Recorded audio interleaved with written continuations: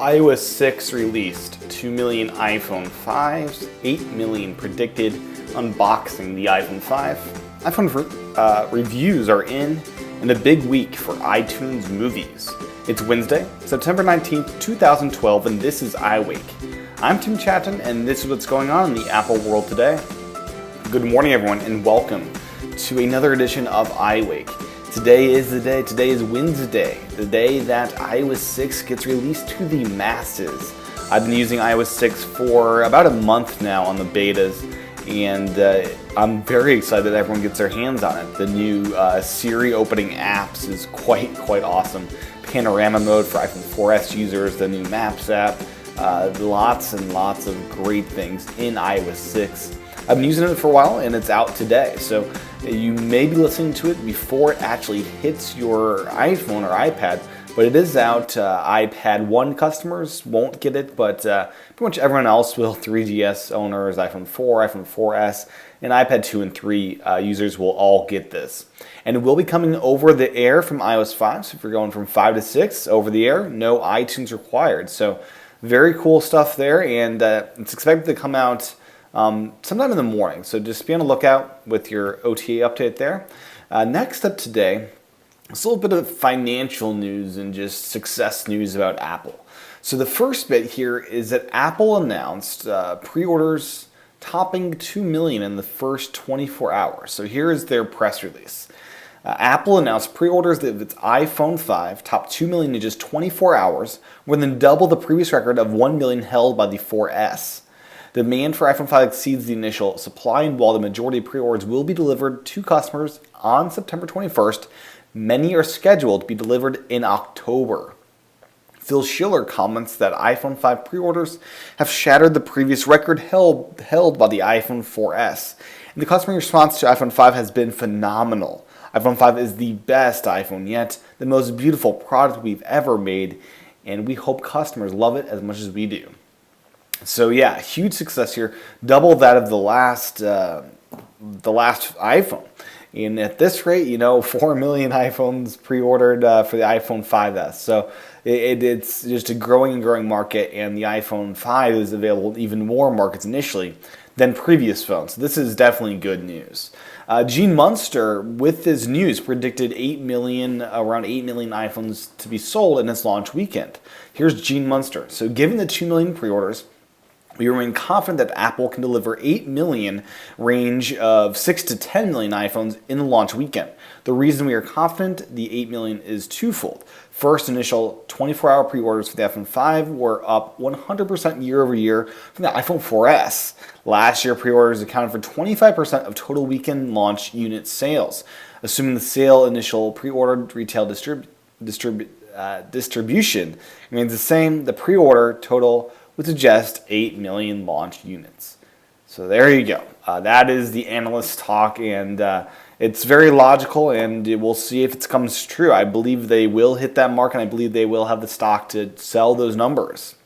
So with all this success in the iPhone and all the predictions that these analysts are doing with 8 million iPhones, what's the logical thing there? Well, the logical thing is that Apple's stock is going to skyrocket up to over 700, and it has. As closing hits on Tuesday night, it's now at $701.91. $701.91. So if I bought stock when the iPhone was released, which was around $100, I would be pretty well off. I'm really sad I didn't do that, and I'm really sad I didn't have money at all back then to do that. I really wish I had some investment money back then, because, man, it'd be very nice now to have done that. So over $700 in Apple stock right now. So with that said, Apple's got money, Apple's selling phones. Why not have more Apple stores? There are 5 new Apple stores opening this week in anticipation of this iPhone 5. What better time to launch a store than to launch it with a new phone? So we got 5 stores, with one of them being in the States. The first is in the Rio shopping store in forgive me my pronunciation here, but the first one's in Spain, Valladolid, Spain. That's Valladolid. The second one, another hard to pronounce word, Sindelfingen, outside of Stuttgart, Germany. So that's the second one. And another pronunciation baffling one next in France. La Tolson d'Orgue Dijon, France. And now we've got the fourth store launching in Bakersfield, California, in Valley Plaza. Finally, an easy one to pronounce. And finally, another store in Italy. It's Il Lono store in Lonoto, Italy. So it's 5 stores opening this week, and it'll be a fun place to get your iPhone 5 as they're brand new stores. And launching of a new store is always a fun thing for sure. So with all that said, we've got some app news today. The first bit is about Twitter for iPad. They've unveiled and released Twitter 5.0 for iOS. Now, what is this update? Well, it's an update for the iPad, and it's an update that many are conflicted about. So here is what's been updated. They've added additional support for tweets with images and video embeds, as well as support to view photos, videos, and links from the web full screen within the browser, within the app. So, according to Twitter, this is their wording of all this. Tweets come alive in the new Twitter for iPad. Expand tweets with a single touch to see beautiful photos, rich videos, and web page summaries right in your timeline. Dive into the content with another tap to see the photo, play the video, or read links from the web in full screen mode. So here's the thing, I really loved the old interface to Twitter for iPad. It was fantastic. You had all these special gestures you can do, and I really thought and really feel that it's a great app that I'm happy with. Now this new update, I'm really concerned it's going to wreck my awesome Twitter for iPad app. I think it's inevitable that I do update, but I am worried about doing that. So I would caution you in updating. If you like the old Twitter for iPad, this will be a radically different experience, an experience you might not like as much. I'm staying cautious with this update, and I'm actually afraid to update. The good thing here is both iPhone and iPad users are getting this new header images for user profiles that's similar to Facebook's cover photo, and will be displayed above tweets on iPad, mobile apps, and Twitter.com. So we're getting a new profile image, and that's the one thing I'm rather excited about, because who doesn't like big widescreen photos? So another app news comes from 9to5Mac. They point out a couple of cool app updates. The first is for Amazon Cloud Player. The big news here is it's available in a couple new countries, United Kingdom, Germany, and France. And they're also introducing language support for French and German. So very cool there. The other app thing of note is DirecTV.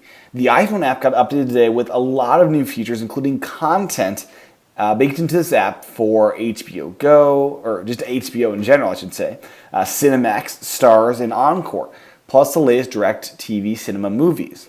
Also included is the ability to watch live TV channels from within your home, view recently watched programs, and improve search and discovery features. So some great updates today, and those were just a couple of them. Now let's move on to the iPhone 5 news. There's quite a bit of it as the embargo has lifted for those reviewers that got their phones. But the curious thing is the iPhone 4 is going to be online only for Sprint fairly soon. So here's their wording. iPhone 4 will become a web-only device effective on September 21st. We will certainly still be selling it. So if you want to just wander into a Sprint store and get your free iPhone 4, that won't happen if you're on Sprint. You'll need to order online. I think this is a bad move by Sprint, as I think they would sell a lot more phones this way. Perhaps they're trying to push people to the $99 or $200 iPhone models. But yeah, it's kind of just a weird thing that's going on here. Next up is some unboxing photos of the iPhone 5. So the thing to note here is you get 3 things besides the iPhone. You get the power charger, you get the lightning plug, and you get the earpods. Now the really cool thing to note is that earpods come exactly as they do in the retail stores. You get the carrying case, you get all of the same packaging you do if you bought it outright. So there's no downgrade. Like traditionally, when you get the earphones in the past, they're in this little plastic wraparound that you lose instantly, and it's just not a good situation. These appear to be a much better packaging. I'll be curious if the new iPods get the same packaging as an iPod Nano is quite smaller, so I'll be curious how they approach that. I've not seen the EarPods in person, so it may be a smaller package than I'm aware of. Now on to the big news of the day, and that is, what do people think about the new iPhone 5? So the initial reviews are in, and one thing I found odd is Macworld didn't get blessed by Apple. They did not get a embargoed review. They did not get an iPhone in early. They will be buying it with the rest of us on Friday. So here we go, CNET's review. The screen size lengthening is subtle, but like the Retina display, you're going to have a hard time going back once you've used it. Still pictures taken while recording video aren't shot using the normal 8 megapixel web camera.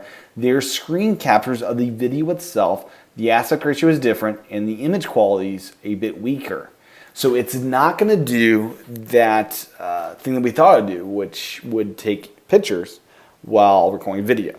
Now, it may be semantics, but they do have a point here. They are screenshots, kind of still frames from the video. Battery life, they noted, was pretty good. Unplugging around 8 a.m. and engaging in a mix of calling, web surfing, video playback, downloading, game playing, FaceTime over Wi-Fi and LTE, and even a little 4G LTE hotspot, you said the MacBook Air, lasted pretty much the whole day. So good battery life there, and that's noted elsewhere as well. The Loop, Jim Dalrymple notes, if you told me that I would be able to see another few rows of emails or more of a web page, I don't know that I would see the importance, but when you look at the iPhone 5, it's more than just that. You have to see it to get an idea of what can be done. So yeah, you have to hold it in your hands to really get what this phone's about. David Pogue of the New York Times says the new phone in all black or white is beautiful, especially the black one, whose gleaming black on black glass and aluminum body carries the design cues of a stealth bomber. The camera is among the best ever put into the phone. Its low light shots blow away its same efforts from an iPhone 4S. That is really key and really cool to hear, because low light is kind of the holy grail, so to speak, of camera photography. That's one thing I struggle with, and it's really good to hear they're improving there. Engadget reviews by Tim Stevens.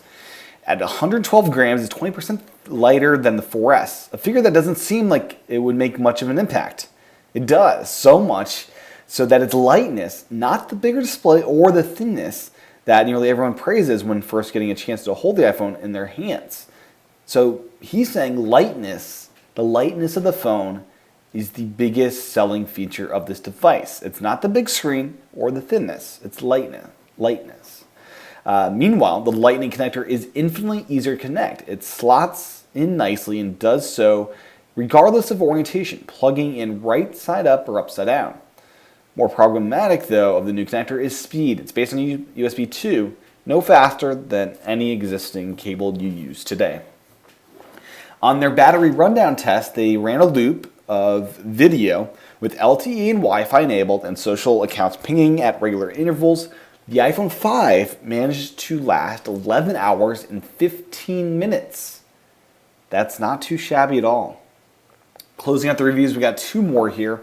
Wall Street Journal by Walt Mossberg. I found the new iPhone screen much easier to hold and manipulate than its larger rivals and preferred it. In my view, Apple's approach makes the phone far more comfortable to use, especially one-handed. Battery life commented once again as being quite awesome, lasting between 9 and 12 hours every day in mixed use. For most people, the phone would last the day without recharging. That is significant, as I have to recharge my iPhone 4S pretty much all day long. TechCrunch by MG Siegler has this kind of interesting note. One nice side effect of the letterboxing is that the iOS system elements can still use the larger screen.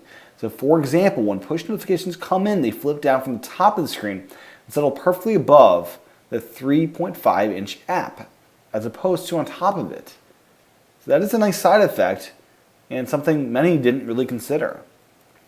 So those are the reviews, and they're great reviews. The iPhone 5 looks to be an impressive upgrade from the 4, and a nice upgrade from the 4S. But as I've noted before, the 4S does everything the iPhone 5 does. It really does. You lose screen size, but the OS itself is not limited in any way to 4S users. So I would encourage saving your money and waiting a year. That's my 2 cents there. I will be getting the iPod Nano, and possibly an iPod Touch. I have a way to get a 25% discount through an Apple employee, and maybe doing that. So stay tuned as I get my hands on those.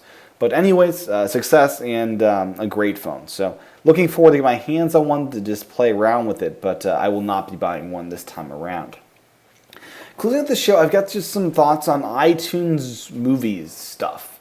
So yesterday was a big day when Prometheus hit the iTunes store as something you could buy. Now, I pre-ordered this, and something to note, I've never pre-ordered anything in iTunes. This was the very first time I've done any kind of pre-ordering. And it was a good experience, I have to say. So when you pre-order something in iTunes, I noticed my iPad, it had a little thing, swipe to cancel my order in the iTunes Store app. It was in the downloads area, very elegant there. And I got an email around 9 o'clock, it was actually around 6 o'clock, I should say, that Prometheus was ready to download. So, I loaded up iTunes. There in my Mac, I could, download the HD, SD, and iTunes Extra. It downloaded. I was watching the movie by around 8 or 9 o'clock, and it was a great experience. I gotta say, the iTunes Extra stuff was really fantastic. What we saw there was the very first director's commentary and an iTunes release. Now, something odd to note here is it appeared that a separate version of the movie was downloaded for just the director's commentary. That this director's commentary did not appear in the list of audio tracks, but instead, when you do this, when you turn it on, it appears a separate video with no subtitling options and just the video with the director's commentary. No option to switch on and off, hot flying. So kind of interesting how they're doing that. The lead scenes and alternate takes were good to see, and I was very, very excited to see this released. A great move by Fox here. $5 off the $20 price tag, and they released it early. So great news there. Meanwhile, something happened, right? There was this big bug that said iTunes in the cloud is not supported for this movie. Now, this first appeared in my eye for Prometheus. I then checked Alien. I then checked X-Men. It appeared to be a Fox issue, that they seemingly pulled iTunes in the cloud support. And then I checked Brave, a Pixar movie, and it also had this message. Then I checked every other movie in the store. I checked a lot of movies, and they all had this message. And you know what? That message was a bug. And that message has now left the store some 24 hours later. So I was very worried, as I'm a big fan of iTunes in the cloud, and that's what I have to have if I'm going to buy a movie there. And I kind of chanced it. I bought the new Alien Director's Cut with iTunes Extras as well yesterday. And you know what? I noticed it had that warning, but it still appeared in my iTunes in the cloud. So this was obviously a bug, and they've since pulled that. So not a huge story, just something that, every so often Apple slips up with weird quirks in the store. I noticed once that they advertised a price of $10 for a movie where it was still priced at $15. They do have some quirks, and that was just one of them. I should note the Alien stuff is kind of interesting.